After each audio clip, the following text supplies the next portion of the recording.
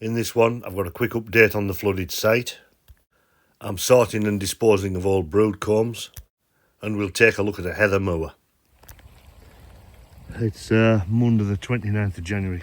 It's rained all day. Back at this flooded site, and I think the water level's higher than I've ever known it. I've brought a bag of chocks with me. I'm just going to chop the worst ones up. I can't film it. I think it's more important to get it done.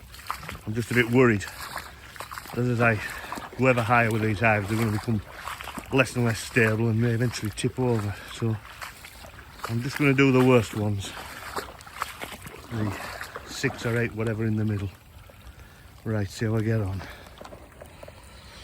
Done the one on the right, and the one on the left's to do. I'm getting another couple of inches. Will it be enough? I don't know. I wintered bees here last year at this site. It was nothing like this. Not puddle, but nothing like this. This must be the wettest winter ever. I've got a video to try and get out tonight, so I'll probably pin this on the beginning or end of it. Yeah, it's about as current as it'll ever get with me, I would think. Just a pity it wasn't a happier scene. There we go.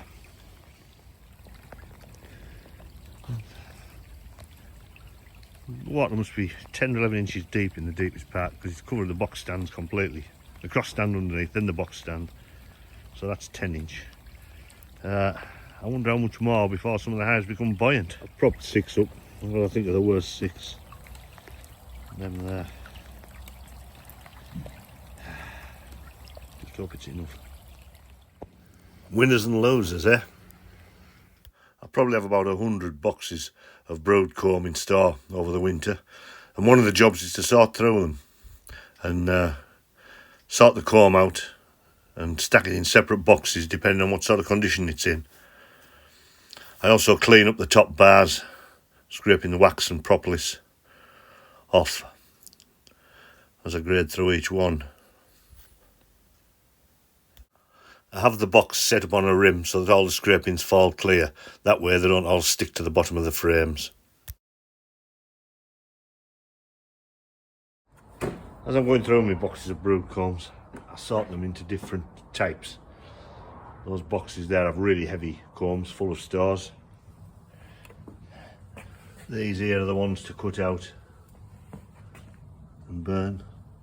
Some old drone brood in there, drone layer. That's foundation, put in last year and never drawn out. It's gone stale, so it just needs to be gently warmed up, make it back to its pliable and soft state. And then here's the good comb back in the boxes, be used this year for splitting bees or for whatever, swarm control. Those scrapings, along with the old comb that's been cut out from frames, you can see on the bench, that's all bound for the fire. It's the best thing to do with this old brood comb, as it does have the potential to carry bee diseases, and we are encouraged to change our brood comb as often as possible. Some people like to change every 2 or 3 years. I go a bit longer than that with some of it, but I do like to get it changed as much as possible. Getting that old comb out of the frames isn't always straightforward, and I've sort of developed a technique over the years. I scrape as much propolis as possible off the frame, including the wider lugs, spacing lugs at the ends, and then I take the wedge out, lever that out. That can just take a bit of doing. A few attempts, sometimes they'll break and snap, but once I get that out, then I can turn the frame over and sort of push the comb out. Again, cleaning the lugs off. There we go. I've also run the hive tool up the bottom bar, the 2-part bottom bar, and wedged that apart just to loosen everything off. And then I scrape round the frame, removing as much wax and propolis as possible. These frames are going to be boiled up later on in washing soda, and the more propolis and wax I can take off now, the more frames I can do at each batch before the washing soda loses its effectiveness. Not the most fascinating of jobs really, especially if you've got hundreds to do, but it's all part of it. Anything that involves doing anything in large numbers does of course mean a certain amount of repetitive boring, tedious work. This is just one of them jobs. I then scrape the wedge. The staples are still stuck through it, and just hold that back into place, and the whole thing will go into the boiler like that. Just tap the staples back into place. Another one done. I then scrape up the loose wax, bits of scrapings and so on, scrape them onto that the comb I've just cut out, and then the whole lot can either be stacked on the bench or into the fire. I do have an exemption from the Environment Agency, a D6 exemption, which allows me to incinerate this comb on site. Prime example of a comb that wants disposing of. Very old, very dirty, and stuck out at one side.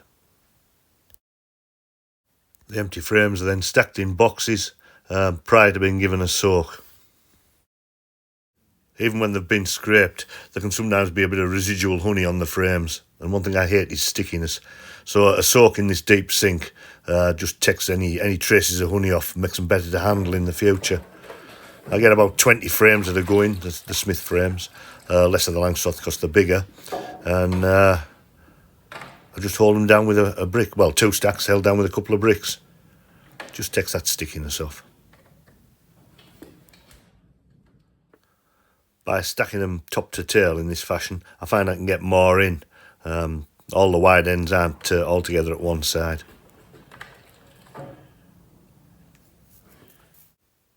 These were left overnight. A very cold night as it turned out.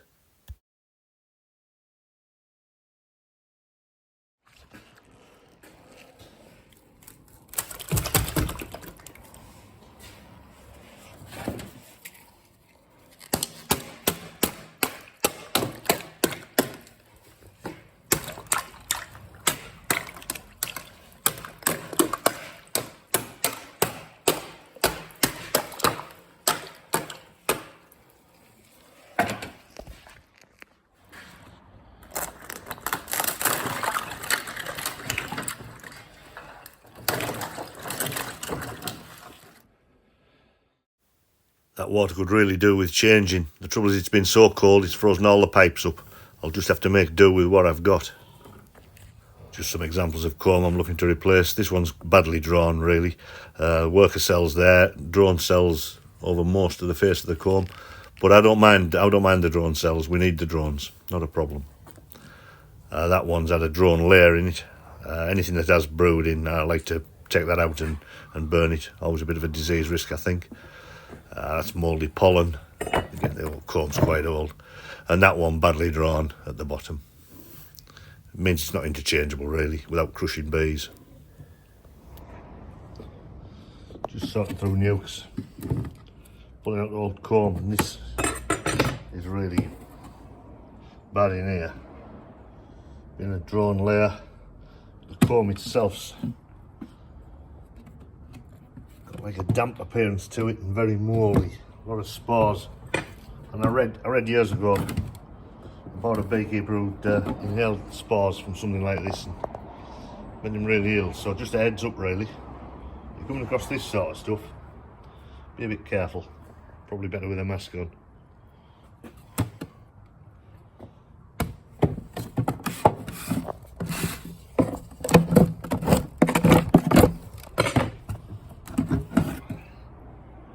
Really awful.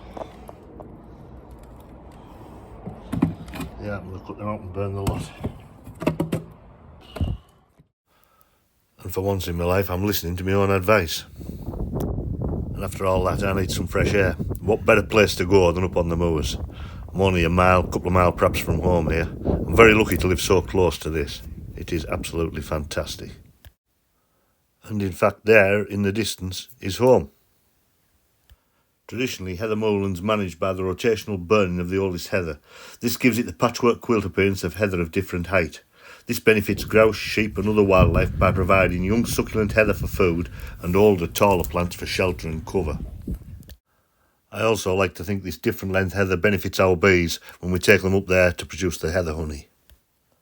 I think this winter's been so wet that there'll have been little opportunity to burn, but a similar outcome can be achieved by a tractor mounted topper, on the flatter ground at least. We can see here the straight lines left by going through with a tractor and topper, as opposed to the irregular rounded shapes left by burning. If you found this of interest and haven't done so already, please click like and subscribe. Thank you. Bye for now from Swales Honey.